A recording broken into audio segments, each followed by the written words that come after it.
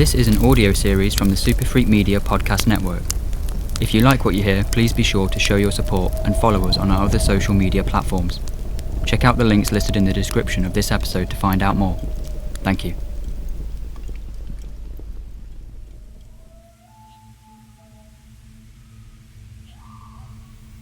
The night draws near, and the shadows stir. You're alone in the woods. Dead leaves crunch underfoot, and the wind bites at your neck. You feel a chill down your spine as the fog ushers you deeper into the darkness. A darkness full of eyes that watch, and whispers of stories. I am your storyteller, and this is Campfire Chronicles.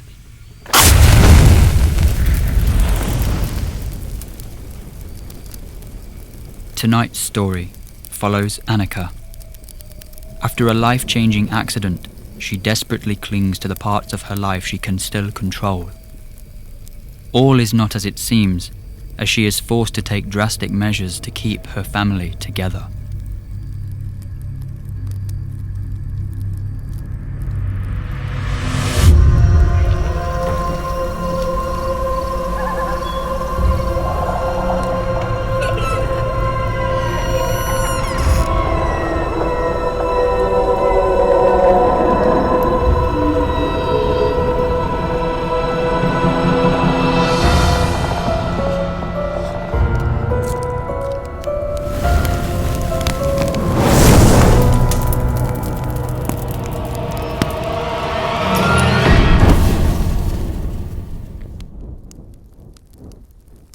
Annika opened her eyes and stared at the ceiling.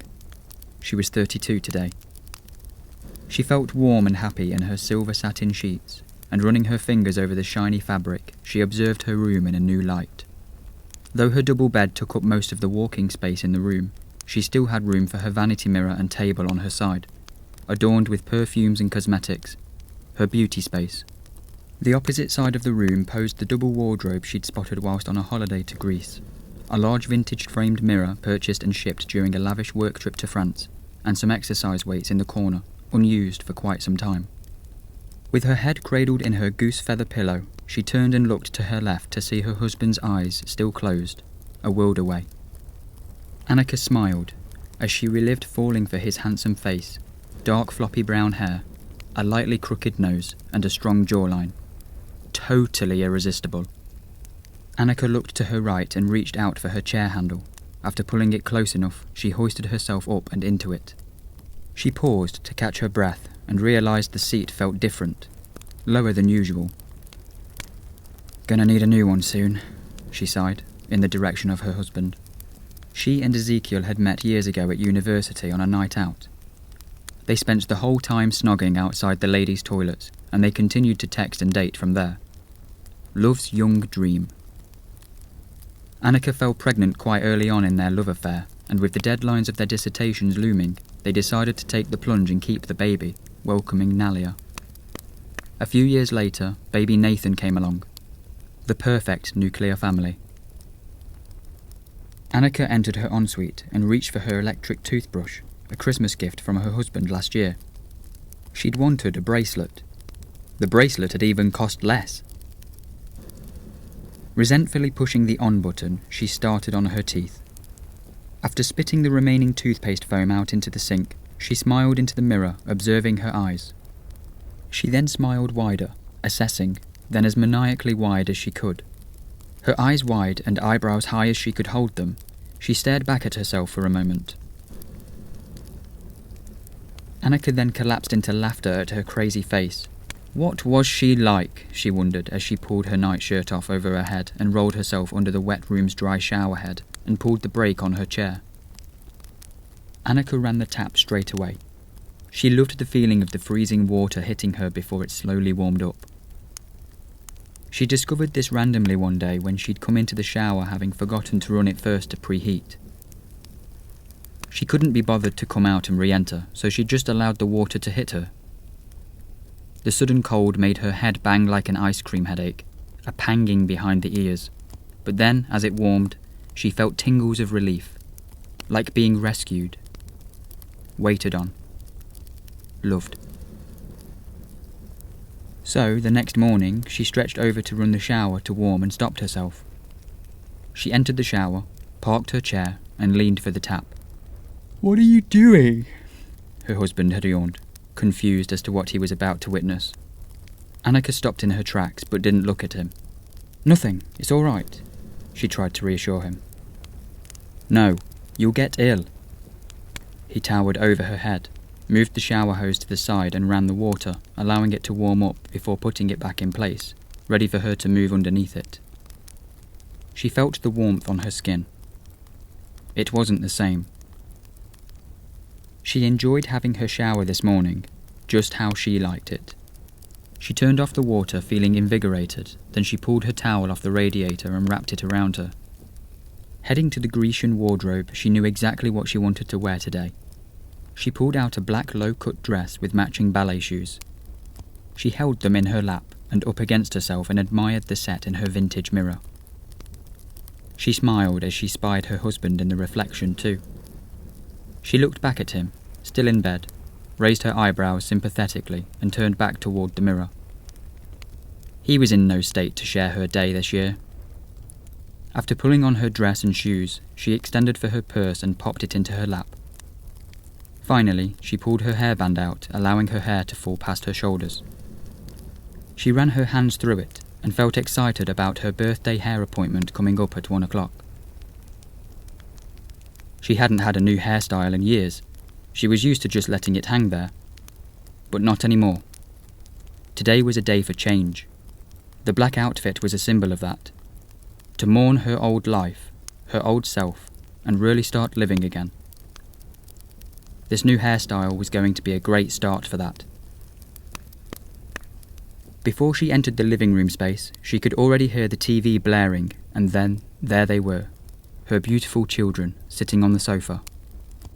Nalia was 12 years old, loved art but wasn't great at it, and Nathan was 8, very energetic and drove his older sister mad. Around the living room walls were lots of family photos of the kids when they were younger, and even her and Ezekiel's graduation photos, which included Annika's pregnant stomach just starting to show with Nalia. The memories carried on into the open-plan kitchen, where Annika reached for her house keys on the dining table, but then stopped, picked up the remote control first, and reduced the volume on the TV. "You must remember that we have neighbours, you lot, okay? I'm heading out now.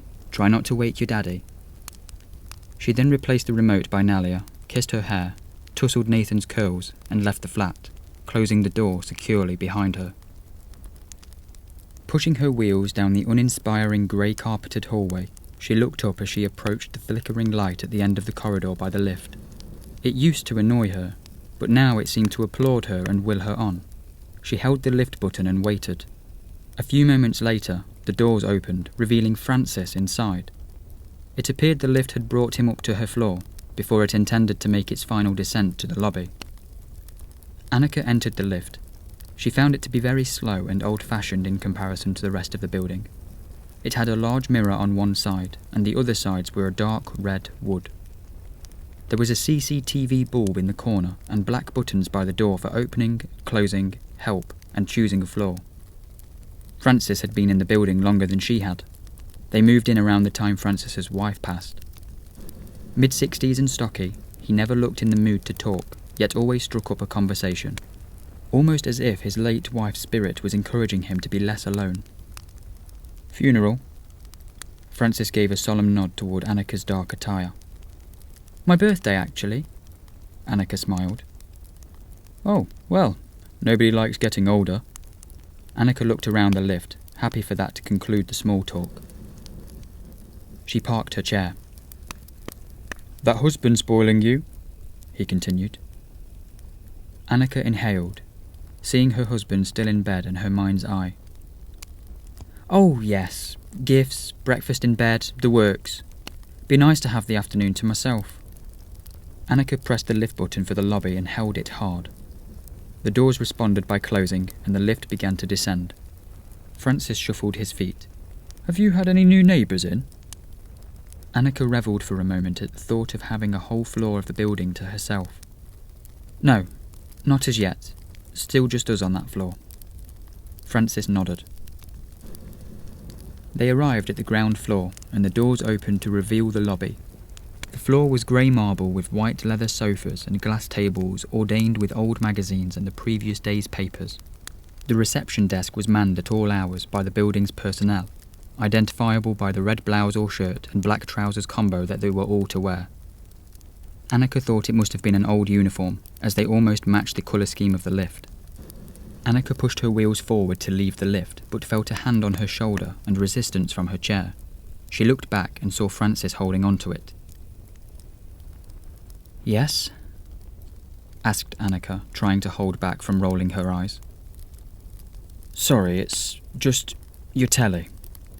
Annika breathed deeply. She did not want to deal with a complaint right now. "Yes, I'll tell the kids to keep it down." She spun away from him, but Francis began walking beside her. "It's not just the volume, you see, it's on all hours." Francis began breathing heavier as a frustrated Annika sped up.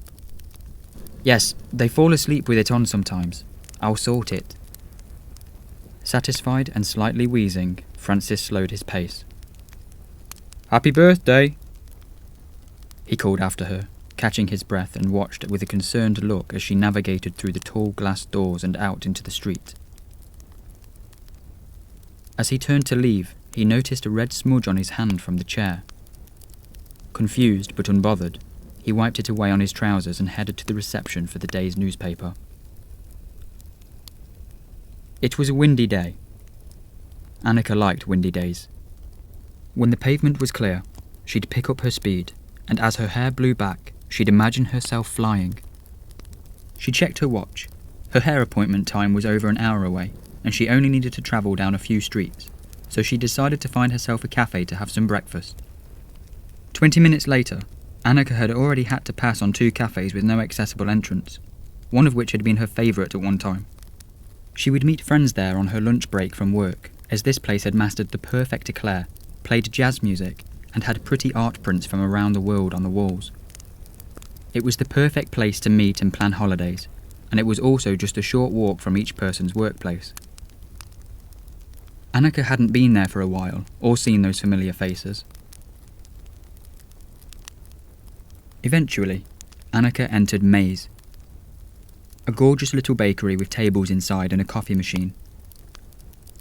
The place was a little busy, but Annika managed to find a small table for one near the counter. Someone had just left it, and the waitress hadn't had a chance to wipe it down yet. It wouldn't have been her first option for a seat, as it meant people had to keep squeezing past her chair, but it wasn't all bad. The aroma from the freshly baked bread was very strong here, and she loved it. Within the next 10 minutes, Annika was enjoying a mocha and an almond croissant. She felt very fancy in her dress and began to imagine she was in Paris waiting to meet a handsome businessman for an important meeting. He would beg her to allow him to showcase her designed dresses in all his stores, all over the world, and they'd run away together, of course. "Mrs. Brentnall?" Annika snapped out of her daydream and looked up to see a tall, curvy Caribbean lady, smartly dressed, holding a coffee-to-go cup. It was Nalia's teacher. "Yes, I thought that was you." She pulled a second chair to Annika's table. "How are you?" Annika was taken aback slightly. She'd never seen Miss Winston in this area before. "Are you all right?" Miss Winston began to grow concerned with Annika's silence. "It's my birthday," Annika said. "It is?" questioned Miss Winston. "Happy birthday." Annika began to move her things into her purse, carefully wrapping up her leftover croissant. "I didn't know you lived in this area." Annika eyed the door. "Yes, for quite a while," Miss Winston responded, and wondered why Mrs. Brentnall was suddenly leaving. "That's lovely. It's a nice place. I'm just running late for an appointment." "I'm sorry," Miss Winston interrupted her. "I thought you'd moved to Australia." Annika didn't speak. "Like a month ago." Annika zipped up her bag and spoke quickly. "Yes, there was an issue with the visas, so it's all been delayed, but we're all very excited to go." "So Nalia has just been out of school all this time? We could have kept her on." Miss Winston looked shocked, and Annika wanted to leave. "Look, I'm sorry, it's all been very stressful, but we're sorting it and we'll be gone tomorrow." Annika tried to leave the table and moved her chair backwards, bumping into a man who nearly lost his brownie. "Tomorrow?" Miss Winston wasn't convinced. "Oh my goodness, I'm so sorry," Annika apologised. "No harm done," replied the man. Annika was mortified, and Miss Winston wasn't finished. "You're flying tomorrow?" "Yes, and I'm late for the salon. It was nice seeing you again." Annika navigated her way through the tables to the exit. Miss Winston followed her out. "Well, I hope you have a safe trip. It's just we called you a few times so we could pass on Nalia's current school reports. It took time to collate them as it's only the middle of the school year." Annika nodded and checked her watch. Miss Winston tried to make eye contact, but Annika was looking everywhere but at her. Miss Winston attempted to shake her concern. "Could I take a forwarding address? It will be helpful for Nalia when she starts her new school." "It's really not necessary, thank you." Annika edged around Miss Winston and left up the street without turning around. Miss Winston just watched her leave in disbelief. The scent of sweet shampoos and heated hair tongs hit Annika as she pushed open the salon door and wheeled herself inside to approach the desk.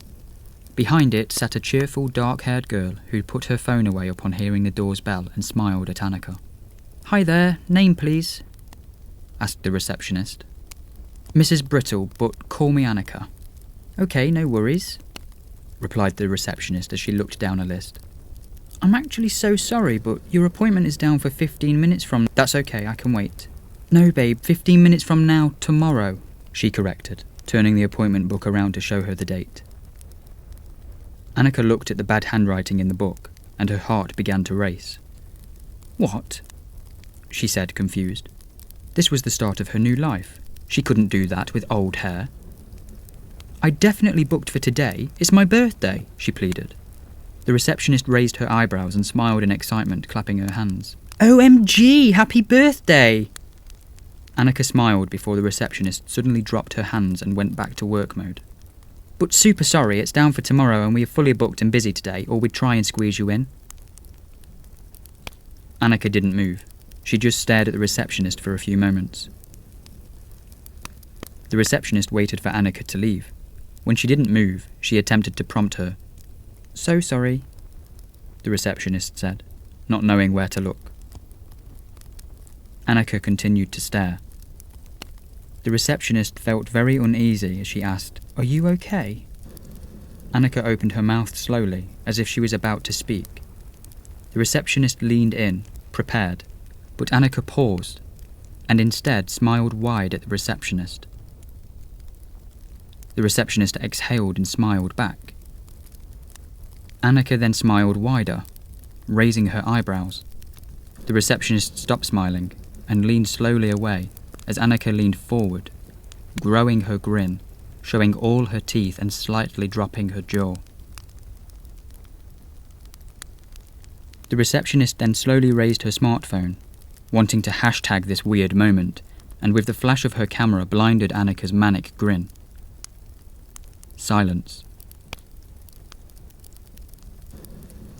Without a word, tensing her face in place, Annika turned and left the salon. As the bell above the door rang and signalled her exit, the receptionist breathed a sigh of relief. To a nearby stylist, who seemed to only catch the end of the unique encounter, she mouthed the words, "What the hell?" Annika started to travel back home, the way she came, manic face still intact. Just smile and you feel good. The act of smiling can make you happy. It's that easy. She thought back to this statement her therapist had made and repeated it to herself through a gritted grin. "Annika! Annika!" A faint shout at first became louder each time. "Annika! Annika!" Annika moved quickly away from the call until she was halted to a stop by two hands on her chair. "I know you can hear me. What the hell?" Annika turned to see David, a friend of her husband, out of breath. Annika was outraged by him grabbing her chair. "How dare you? I'm not a doll. You don't just grab me." David shook his head and caught his breath. He was wearing a royal blue suit and shiny brown shoes. The mayo stain on his tie signalled he must have been on his lunch break. "Where is Zeke? He's not answering his phone and he hasn't been to work in weeks." Annika squinted up to look at him as the sun sat just behind his head. She felt overwhelmed by his height looming over her. "Slow down! Who do you think you are? Grabbing me, yelling at me. I'll tell him to call you." Annika turned to leave. David gripped her chair. "No way." David moved to block her path. "I'll talk to him myself. He's had more than enough time to pay up." Annika's heart began to pound. "It's my birthday, you know. I don't give a shit," David dismissed. Annika scanned the area. There was nobody near enough to ask for help to get him away. She had to think quickly. "Look, why don't you come by tomorrow? He's hungover right now. Last night we had a few too many before bed, even fell asleep with the TV on. 2 o'clock tomorrow?" By this point, 2 women on the opposite side of the street had begun to stare and wonder what the commotion was about. David clocked them and suddenly felt very awkward. He thought for a moment before he finally gave in. "Fine. Tomorrow then." Annika sighed in relief. "Perfect. I'll let him know." Annika turned and started to head home, and David watched her go. He turned to cross back over the road when he felt something sticky on his hands. There were spots of red across the inside of his fingers. He tried to rub it off, but it wouldn't budge. He looked back up in the direction Annika left, but she was nowhere to be seen. He brought a hand to his nose and smelled the stains. Iron? What the hell? The wind blew Annika's hair out of her face as she sped down the street back to her flat. She didn't look up as she crossed the lobby to the lift. The doors opened straight away and revealed it was empty. She breathed a sigh of relief, but just as the doors were closing, an arm entered in and stopped it. It was Francis. "Back for more birthday treats?" he smiled. Annika went for the close doors button. "Looks that way," she smiled back. The lift doors began to close again, but were stopped by another arm. David's. Annika's heart started to pound again. "What are you doing here?" she whispered. "Just wanted to make sure you're okay." The lift doors closed, and it started to ascend. Francis, wary of Annika's reaction, interjected. "Well, she's got a husband who can do that." David looked at Francis, unsure of his tone. "Yes, he's a friend." Francis stepped towards David. "This is a private building. You can't just come in uninvited." Annika couldn't have been more grateful to Francis in that moment. David, perturbed by the closeness of Francis's face to his own, submitted. "Fine." He turned to Annika. "Tomorrow, 2 o'clock. Annika breathed a sigh of relief and nodded quickly. "Yeah, sure, no problem." The inside of the lift became calm. The tension began to ease. It came to a stop, and Francis stepped out as a fly buzzed in. He looked back. "Enjoy the rest of your birthday, Annika. And oh, there's some red muck or other on your chair handle." Annika's eyes widened. David caught a glimpse of terror streak across her face before it disappeared again beneath a forced smile. He looked back at the faint marks on his own hands. "Those kids of mine get into all sorts." The lift bell rang, signalling an end to the pleasantries. "To be young, eh?" Francis responded before the doors closed on him. The lift began to ascend. David swatted at the flying bug. Annika attempted to press the ground floor button. "I'll see you out." But David caught her wrist. Annika pulled her arm out of David's grip and tried to keep her calm. "What do you mean?" The lift continued to ascend, and David showed Annika the specks on his hands. "What the hell is this?" He moved closer to her and tried to look behind her at her chair. Annika saw the red on his hands and had a flashback to washing the same red off her own. She looked up at David and pushed him back away from her chair. "I don't know. Ink?" Annika spotted the fly that had now been circling the lift and began to follow it with her eyes. "Ink?" David repeated, almost scoffing. "Well, how did ink get there exactly?" Annika didn't respond. She was hypnotized by the insect's movements. David's voice was as if the sound had been turned down. "It's blood, Annika, and you don't seem to be hurt. Annika watched as the fly was drawn to David, now perched on his oblivious shoulder. "Annika!" he snapped, before he followed her absent gaze to his shoulder. Startled by the bug, he brushed it off, and Annika craned her neck backwards to see it fly and land on the mirror behind them. It crawled along the surface opposite its reflection like a dance across a stage. The lift doors opened. David stepped out. Annika turned as she watched the fly take off towards the lift buttons. David held the door to stop it closing. "Come on then." Annika just stared past him, watching the fly as it left out of the lift and into the corridor. "Look, if you need help, you and the kids. Is this Zeke?" The fly buzzed near David, who tried to swat it. "Has Ezekiel hurt you? The kids? Himself? Let me help you. Where has this come from?" David gestured to his hands. Annika's eyes began to move across to meet David's. She began to smile. David noticed a distinct cabbage-like smell. He looked down the corridor towards her flat. Nothing. Annika sighed. "Fine." "Fine?" David was confused. Annika wheeled herself from the lift. The light on the wall was no longer flickering. It was out. She started up the corridor. David followed. "He's in bed." "Okay," David replied tentatively. The cabbage smell got stronger, almost burning his sinuses. He used his sleeve to cover his nose, but the odour was already trapped in his jacket. "He's not been well. He won't leave his bed." David nodded, happy to finally be getting some answers. "Okay, so what? He's depressed?" "Don't disturb the kids!" Annika snapped, halting her chair. David stopped next to her. "No problem." They arrived at her door. David couldn't ignore the strong smell in the air anymore. He felt he could taste it now. He scrunched his nose in disgust. "Is that sewage? What's the rent on this place?" Trying to breathe through his mouth, he failed to avoid the pungent odour. Annika put her key in the door. She exhaled, turned, and pushed the door ajar. David stepped forward and passed her into the flat. From the front door, David entered straight into the kitchen and dining area. Because of the open-plan design of the place, he could see where the living room began from the back of the sofa and saw the TV playing cartoons up on the far wall. But what took most of David's attention were the flies that infested the room. What the hell? He tried to swat at them, but they were everywhere. "Why does it smell like shit?"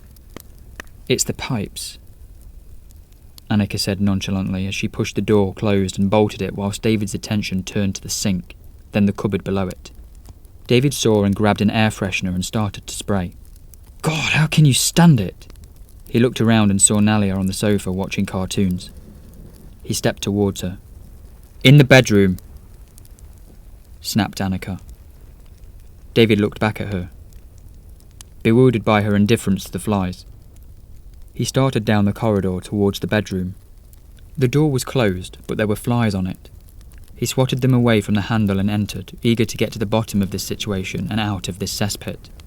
David pushed the door open and froze. He knew what he was looking at, but he couldn't quite understand it or believe it. Ezekiel was lying on his back on the bed, half propped up with pillows. Skin shiny and blistered. Jaw hanging low. Bloodied. Eyelids drooping low over empty sockets. Sheets saturated in crimson blood, muddied brown to the edge. Maggots squirmed and flies buzzed around him, crawling around his ears. Stained with a brown liquid that also dripped from his nose and mouth, now dried and cracked. David's lips shook as they tried to form sense of the situation. "Zeke?" A sharp pain erupted from David's stomach. He doubled over and retched. Bile ran up from his stomach and he vomited. "This can't be real!" He turned away from Ezekiel's corpse and lunged himself forward out of the bedroom, hitting the wall of the corridor opposite and sliding down to his knees. He hit the floor and vomited again. David needed air and answers. He pulled himself up using the radiator on the wall to steady himself. "Annika!" he cried. "What have you done?" He charged down the corridor, adrenaline spiking, back to the kitchen. "You sick, twisted, evil—" Annika suddenly came into view. David felt as though his muscles were being pulled from his body and bees were crawling under his skin. He fell to his knees and then face down, breaking his nose against the tiled floor. Annika was aiming a taser gun that could shoot from a distance and was already reloading the cartridge. This was her plan B if Ezekiel had managed to escape her grasp that night. After spending some time on some hate-filled forums, she connected with a retired US officer who had his own gear. After some flirting and exchanged nudes, he sent her this gift by a dark web found courier, which she collected at the end of her road, not willing to reveal her actual home address. Once she had the package, she hid it away and abandoned the forum. Holding this taser made her feel powerful and more in control than she had ever been, so in that moment she made the decision to reclaim her family. Annika rolled up beside David and tried to pull him towards the living room area. He didn't budge. After breaking her back in a freak accident, Annika had done all she could to regain control. She had been walking through a shopping centre, trying to find the same gadget shop that Ezekiel had bought some dodgy console controller from. She was heading there to exchange it, when somebody attempting to end their own life jumped off a balcony from a higher floor and landed on her. Despite years of physical therapy and counselling, she was told she would never walk again. She was left with feelings of loss and helplessness, which soon evolved to bitterness and rage. The person who landed on her got away with a few broken bones, bruises, and a new outlook on life. No longer suicidal, he'd given his life to God and charity work in his name. The born-again soul had reached out to Annika dozens of times over the years to apologise and try to make amends, but she didn't want to know. She wished that he had missed her that day, and just died. She'd even told him so. Her husband, who used to call her his feisty little sexpot, and with whom she'd shared an idyllic life, now had to move with their kids from their beautiful detached dream home, which their parents had helped them to buy, into this small flat. Annika could no longer work, resulting in missed mortgage payments and no choice but to downsize. They also now needed a property which was accessible and suitable for Annika's new needs. Ezekiel had become Annika's carer overnight. Their sex life also came to an abrupt end, and it was at most a year after the accident when Ezekiel started coming home later and later. She knew what was happening. She saw the texts, smelled the perfume. She said nothing, but she knew, and he knew that she knew, but they had Nalia and Nathan, and he didn't want to leave them to be carers for their mum. He also couldn't bear to take them away from her. He knew he was no saint, but she had lost enough. Annika agreed. She had lost enough. Her legs, her house, her husband, her identity. Not being able to move around, she had gained weight, so couldn't fit into her old clothes. The last piece, she believed, of who she was. She never considered ending her life. Even though she'd lost everything, she couldn't do that to her kids. And why should she? It wasn't her faulty controller that caused her to be in the shopping centre that day. So, one day, when Ezekiel came in and stopped her from having a cold shower, stopped her from controlling something as trivial as that, as if he cared. She came out of the shower. He'd gotten back into bed. She pulled on a towel and wheeled into the kitchen. "Get off!" yelled Nalia as Nathan pulled on her iPad. The TV was loud with cartoons. "Guys, turn down the TV, we have neighbours," Annika said sternly. Nathan looked up at her with his big, beautiful, innocent brown eyes and quickly looked away, releasing Nalia's iPad. This broke Annika's heart. Nathan had seen his mum in a lot of pain and had become somewhat afraid of her. No longer clingy like he used to be just 3 years ago. Nalia didn't look up at all. Just took the remote and turned down the TV. Annika's relationship with her had also changed. She used to come home from school and tell her all about it, who she liked, who was the worst.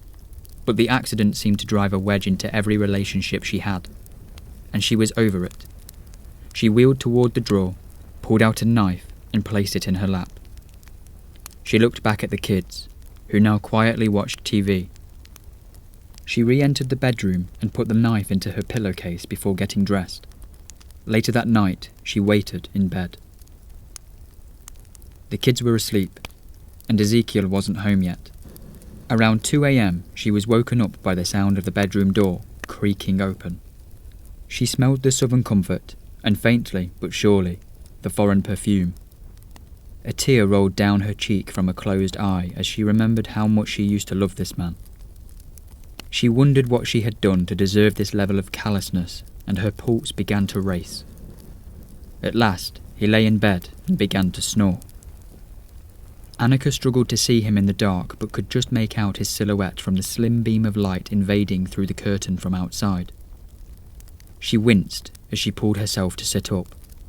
She then leaned over to him, positioned herself as best she could, and drove her hidden knife into his neck. His eyes twitched open. She removed the blade suddenly and felt something wet and warm splash her face. She stabbed him again in the stomach. He reached out and tried to get up and away from her, so she risked her balance to hold onto his shirt and stabbed him in the chest again. At this moment, she wondered if she should have taken the time to sharpen the knife first. Would the knife go in and out easier, as it felt quite stiff? Annika continued to pierce Ezekiel, as if prepping a meal for one for the microwave, again and again until he stopped moving. She then used the handle of the blade to beat his face and his eyes, forcing them back into their sockets before stabbing him finally in the groin. She left the weapon inside him and leaned over to her chair handles to pull one of them towards her. Her hands were slippery. She hoisted herself up into her chair and rolled herself to his side of the bed. He had one leg sticking out, so she lifted it and pushed it back onto the bed, replacing the duvet on top. She placed his arms onto his stomach, but they wouldn't stay, so she left them. She got back into bed beside him and placed her arm over him. "You were late. Where were you?" She peered towards his lifeless face in the near pitch-black room. She continued to speak as if he'd answered her. "What did you buy me?" she asked in a surprised tone. "Babe, that's so sweet." Silence. "Aw, I love you too." Early the next morning, Annika crushed up some of her pain medication and sleeping pills, stirring them into Nalia and Nathan's hot chocolate. After they fell asleep in front of the TV, she quickly slit their throats with the simplicity of tying their shoes. "You guys are going to be so excited," she said as she pulled the blade across Nalia's neck. "You lucky bugs don't have to go to school," she continued as she finished with Nathan, sweeping his curls behind one ear. They bled out onto the sofa as Annika pulled Nathan over and rested his head on Nalia's shoulder.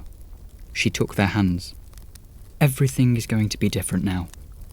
No more yelling and fighting. No more pain." Now she was trying to rest David up against a kitchen cabinet. She obviously couldn't let him leave, but she couldn't kill him where he laid, as he was blocking the hallway and she couldn't simply step over him. Finally, at the cabinet, she went to get a knife. David, groggy, blinked awake. Annika turned sharply, hearing him stirring. They locked eyes and froze. David crawled towards the living room and Annika grabbed the taser and attempted to turn her chair. "Annika, wait! Don't!" David turned to hide on the other side of the sofa, coming face to face with her children. "Ah!" David screamed at the sight of Nalia and Nathan, posed like sleeping angels covered in blood and flies.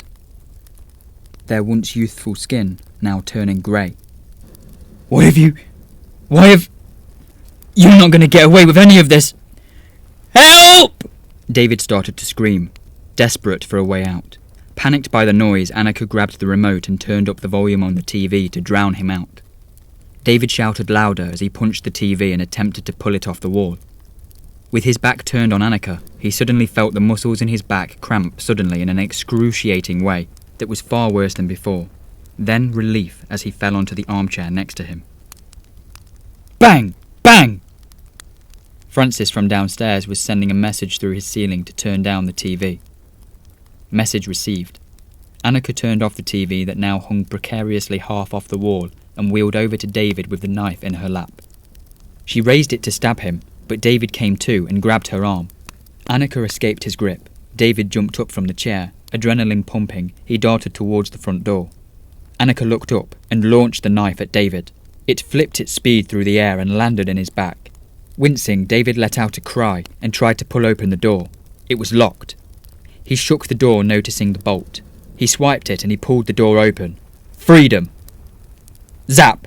Annika managed to tase David again. This time she held it down, wondering if she could cook him from the inside out. Who was he to judge her? He fell to the side, unintentionally slamming the door shut as he fell. She moved over to him and put her brakes on. She then leant down to him, and after a lot of effort, propped him up against the cabinet once again, which drove the knife deeper into his back. Now ideally, I'd love to sit you at the table, but you're heavy, and I am knackered, so this will have to do. Thanks for coming to check on Ezekiel. So sweet of you. Annika smiled at David, panting. Would you mind staying to fix this cabinet?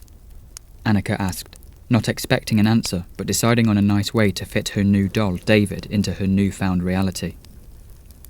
Oh, thanks, you are so sweet. Might need you to take a look at that TV bracket when you're done too. Suddenly there was a knock at the door. Are you okay in there? Annika stayed silent, frozen in fear.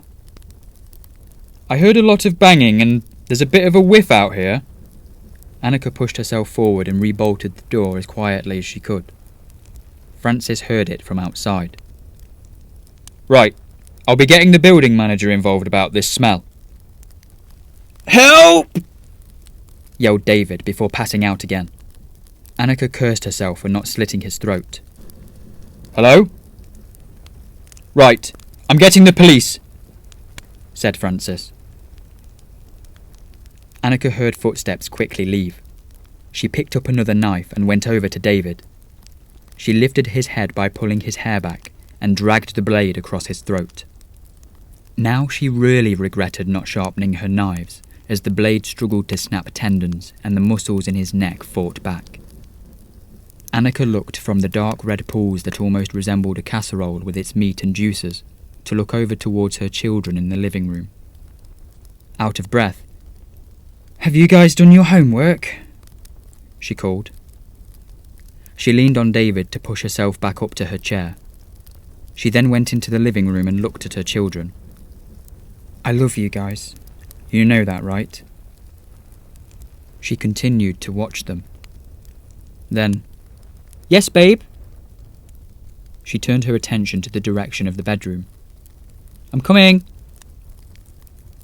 She looked back at her sleeping angels. Let me just go see what Daddy wants, okay? Back soon. She kissed Nalia and Nathan on the forehead and stroked Nathan's curls, now dry and wiry. One fell out into Annika's hand. She placed it down on the sofa and made her way to the entrance of the bedroom. You are so naughty. She went to the bedroom and got into the sticky, saturated sheets. Stop it, you! She giggled and playfully tapped her husband's arm as if to bat it away. Annika then snuggled up close to him and closed her eyes. I love you too. Police! Open the door! The police pounded on the door. After they received no response, Officer Fincher stepped back and kicked the door by the handle and broke it down. Slammed with the foul musk, they entered the flat to find the bodies, the flies, the blood. Fincher approached David on the floor and flicked a switch on her radio. Requesting backup and an ambulance. IC4 male, code 1 homicide. She looked around the flat. Police! Is anybody here? More officers entered the flat, but a few had to immediately step out again. Fincher approached the sofa, witnessing Nalia and Nathan's current state. Damn it, she whispered. Into the radio. 2 IC3 children, 1 male, 1 female, aged between 8 and 12. Code 42 infanticide. Suddenly giggles were heard from down the corridor. Fincher looked up, caught the eye of another officer and pointed down the corridor. Guns drawn, he followed her as she moved towards the sounds and arrived at the bedroom. The door was open, and Finch's blood ran cold in her veins as she looked upon the scene in the bedroom. Annika, adorned in delicate pink lingerie, was in bed curled up next to Ezekiel, now a bloated corpse. She giggled and smiled seductively towards him, stroking his wounds. Foreign bodies in Annika's peripheral vision caused her to turn and see the officers. She also spotted Francis peering from behind them in shock. She just turned back and tapped her husband on the shoulder. "Oh, honey, we have company." Annika looked back at the officers and smiled widely.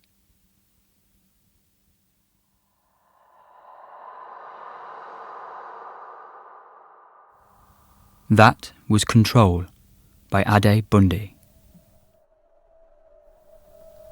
Should you find yourself lost and alone again, join me for another twisted tale. But tonight, as you leave the glow and warmth of the campfire and the last ember flickers in the dying light, remember that these stories will stay with you.